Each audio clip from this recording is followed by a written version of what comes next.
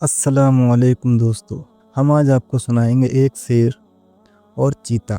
ایک شیر اور چیتے نے متفق ہو کر بڑی کوشش اور دوڑ دھوپ کے بعد ہرن کا بچہ شکار کیا۔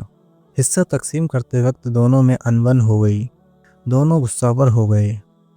یہاں تک نوبت پہنچی کہ ایک نے دوسرے پر حملہ کیا اور خوب کشتم کشتہ ہوئی۔ اس نے اس کو جھنجھوڑا، دانتوں اور پنجوں کے مارے دونوں لہولہان ہو گئے۔ آخر بے دم ہو کر الگ الگ جا بیٹھے۔ اتنے میں ایک لومڑی جو اسی تاک میں بیٹھی تھی چپکے سے آئی اور شکار اٹھا کر چمپت ہوئی۔ ان دونوں میں اتنی شکست کہاں باقی تھی کہ اس سے اپنا شکار چھین لیتے۔